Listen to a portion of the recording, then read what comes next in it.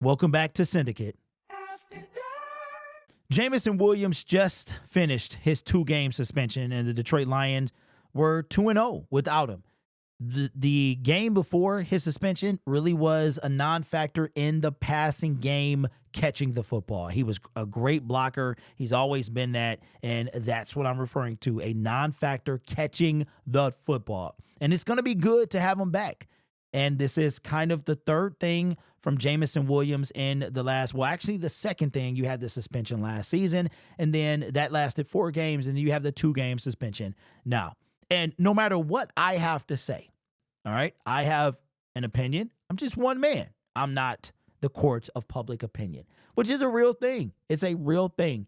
And no matter what is said or what you or I might think, it's all going to come down to Jameson Williams and the decision-making that he is going to have this going forward. Dan Campbell said today in the press conference, or should I say yesterday in the press conference, that he's going to have to make smarter decisions. And with that being the case, Jameson Williams was not allowed to practice, but he was still allowed in the building. He was allowed to work out, which is different from the gambling suspensions. I think for the gambling suspensions, he couldn't even be with the team in any capacity. So with this one, he was able to be with the team in the building, but he couldn't practice.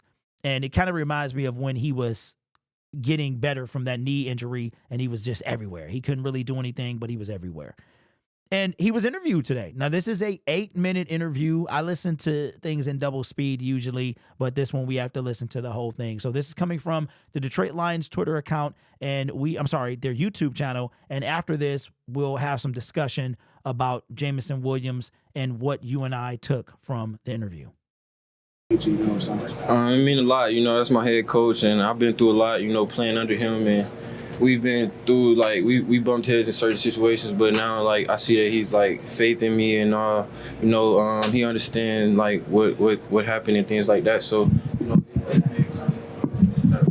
having faith in me and being along with me, situations, James, so I understand this. What do you learn from having to sit out the last 2 weeks? What does that sort of teach you? What have I learned? Just to be smarter, I guess, move smarter, be a bigger person in certain situations and things like that. So I would say those would be the main 3 things. Is there anything that you can address about the suspension itself? What happened? How did it happen? Nah, I don't really want to address those type of things. It's all on the internet and things like that. So I feel people already have their own type of view and stuff like that. But I'm going to just stay away from talking about those things. What was it like watching them play Green Bay? It was great. Green Bay and who else do we play? Tennessee. The offense moved very well. Defense played very well. It was great just watching them. I watched both games. It was just fun. I was just thinking I can't wait till I get back out there with the guys and playing ball with them. I miss the guys and I miss practicing and stuff like that. I ain't really had too much to do. So. Yeah, that was the main thing. What did you do? How'd you spend the time watching? I was working out and stuff, working out, lifting, catching passes on the jugs. I just couldn't be with the team on the field, but I was in meetings. I was very involved in the facility and stuff. I was around the guys. I couldn't travel, couldn't go to the game, but I was just staying really close to my closest people. I got closest people who checked on me a lot and made sure I was okay and stuff like that. So I was around them on those days, but other than that, I was with the guys. You sit down and watch the game? Yeah, I sat down and watched the game, both games. But I watched the games with my little brother though at the crib. So yeah. So you look nervous? You look a nervous fan watching? What's it like watching? Nah, I pretty much knew he was gonna go out there and handle up. Playing Tennessee, it was 14-14. Then we started to, move very accordingly to what we do. We started scoring a lot of points. Defense started playing very well. And then last week, I just knew I had faith in our guys because how we play football. The conditions none of that really affect us how we play because we play how we play. And games like that, we just come out on top and we turn it up a notch. So I really wasn't nervous. I wouldn't say I was nervous. What advice has Campbell given you about going forward? Like I said, just to move smarter and be smarter, make the right decisions in the right times and That would be the main thing. How do you go about doing that, though? Do you overthink things going forward? Do you double, triple check now? Like, how do you move now when you go through something, like that you have to go through back-to-back situations? I wouldn't say I got to do all that because, at the end of the day, I'm a normal person. I do normal things. I would just say that. James, what's your message to fans who may be worried about your decisions and repeated suspensions and concerned about, the distractions that have kind of come about? I wouldn't even say I got a message. People view me how they view me. I'm my own person and things like that. So I wouldn't even say I have a message. Just, James, how about the gun incident? I can't speak on that. How important is it to have the support of your teammates in situations like this? Because it seems that it would be easy for guys to say, oh man, it's J-Mo again, what's he into? But it seems that everybody here is really, got your back.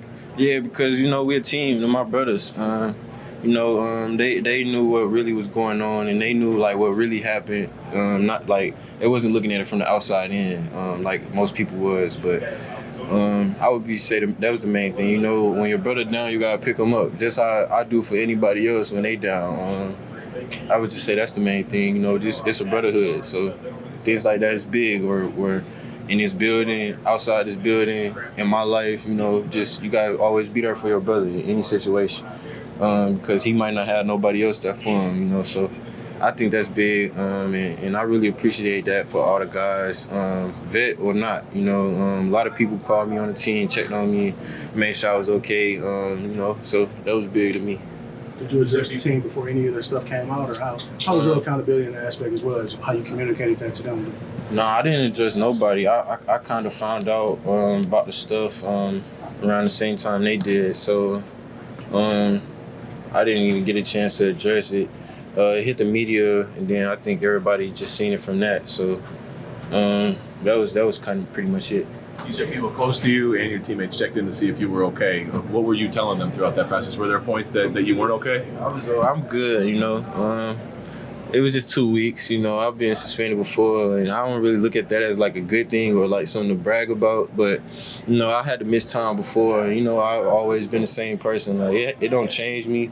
Never will change me. Certain people want to see you down. Certain people want to see you with your head down, not doing the right thing, not making the right decisions. But, I'm me. Like I said, I'm me. I always come out of every situation the same person, and I'm always going to be the same person every day. So I really just was telling them, like, I'm good, thanks, I appreciated everybody who checked out to me, family, brothers, people I went to school with, people from back home, teammates. I appreciate everybody. Because, it was tough times in those days because, I couldn't play ball. That's my job. That's what I do. So, I just appreciated everybody and took it like, I took it as just love, So, people care for you in certain situations. People might not care for you in certain situations. I ain't hear from some people I expected to hear from. So, like, it just may be, yeah. When the organization goes out and gets a defensive end like that, what does it say to you guys? I think we just turned the defense up a whole nother level. Because, you see how the defense playing. I think we got the top defense in the league as far as creating turnovers. And somebody on the defensive line who can help create more turnovers, more pressures, more sacks. I'm looking forward to watching them play. I know a lot of people from playing. I used to play Madden a lot, so I know a lot of people in the NFL from like playing Madden. And he used to be a problem on the Madden game. So I'm really praying that he come in and help us a lot. I know he will, but I'm just praying that we turn the defense up just a whole another level, even though it's already up. But like, I know what he can do, and I know the plays he can make, the wreckage he could create on the D line to an offensive lineman, to a quarterback, and things like that. So it's big. How much more can this offense get turned up? I mean, even with you coming back. You see, we scored like a lot of points without me. So I think the offense is just moving real smooth right now. It's moving great. We got a great offensive play caller who make the best decisions in the right times. We go for it on fourth down. We're real aggressive. We got like the way we practice over and go over our plays and details we be on. I think it's just great how we maneuver together and things like that. So I think we can turn it up a notch. We just I would say mid-season right now. So we got a lot more football to play. Hopefully make the playoffs and go far in the playoffs and show what we really could do.